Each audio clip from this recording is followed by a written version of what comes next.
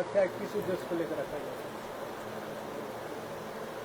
आज आदिवासी सेंगेल अभियान के साथ आदिवासी हो समाज महासभा, युवा सभा और मानकी मुंडा संघ के जो अध्यक्ष हैं गणेश गगराई जी, विष्णु बानरा जी, कोल झारखंड बोधरा जी और सुंदर बानरा जी और बाकी हमारे संगेल के नेता सुमित्रा मुर्मू जी, सोनाराम सोरेन जी, इस चिंतन मंथन का उद्देश्य है कि भारत देश में और झारखंड में लगातार हम आदिवासी मर रहे हैं, लुट मिट रहे हैं।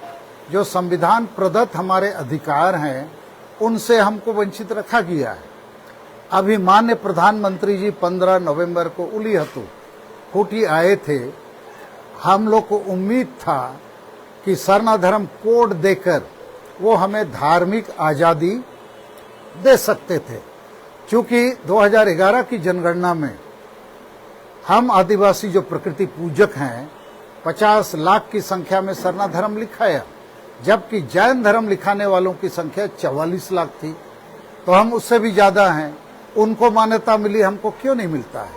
दूसरा, भारत के संविधान में अनुच्छेद 25 के तहत धार्मिक आजादी एक मौलिक अधिकार है, तो हमें भी मिलना चाहिए। तो इस प्रकार ना धार्मिक आजादी है ना भाषाई आजादी है, सब कुछ हमारा लूटा जा रहा है। तो इसके लिए हम लोगों ने महसूस किया है और ये विश्लेषण करके ये प्रमाणित फैक्ट है, आरक्षित सीट से जितने आदिवासी एमएलए एमपी या पंचायत प्रतिनिधि चुने जाते हैं, किसी भी पार्टी के हों, भाजपा, कांग्रेस, जेएमएम आदि, वो आदिवासी के नाम से वहां जाते हैं, लेकिन आदिवासी समाज की बात नहीं करते हैं। और यही हमारे दुश्मन नंबर 1 है और यही लोगों में से मुख्यमंत्री भी बनते हैं। दूसरा हमारा शत्रु दल है आदिवासी जन संगठन। ये ज्यादातर जन संगठन के अगुआ भी उन्हीं पार्टियों और उन्हीं आदिवासी नेताओं का पूंछ पकड़ते हैं, दलाली करते हैं, आदिवासी समाज की बात नहीं करते हैं। ये कहते अपने आप को सामाजिक संगठन, लेकिन ये राजनीति करते हैं। तीसरा शत्रु दल हमारा है मानकी मुंडा व्यवस्था और माझी परगना व्यवस्था। ये चूंकि राजतांत्रिक है, यहाँ संविधान और कानून लागू नहीं है और राजतांत्रिक व्यवस्था होने के चलते वंशानुगत मानकी मुंडा माझी परगना का चयन होता है, वंशानुगत, उसमें गांव के लोगों की भागीदारी नहीं होती है।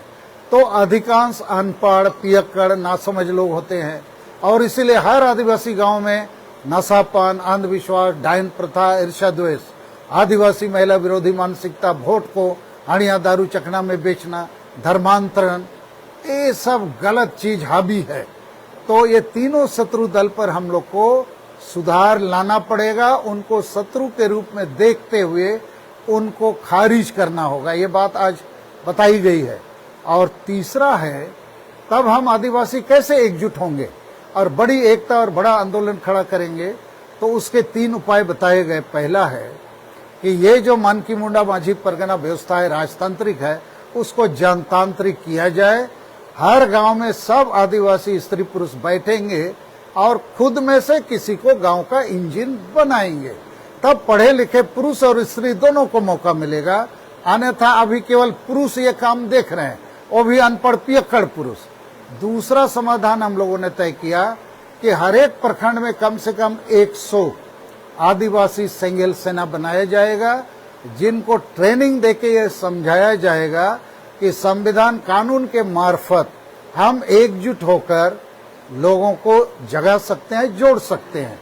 लेकिन इसके लिए जैसे भारत देश में 140 करोड़ लोग हैं, सेना में 14 लाख ही हैं, तो जिस प्रकार 14 लाख लोग हमारे लिए बॉर्डर में लड़ते हैं, तो हर एक प्रखंड में कम से कम 100 आदिवासी सेंगेल सेना इसके लिए पूरी निष्ठा के साथ काम में साथ दे।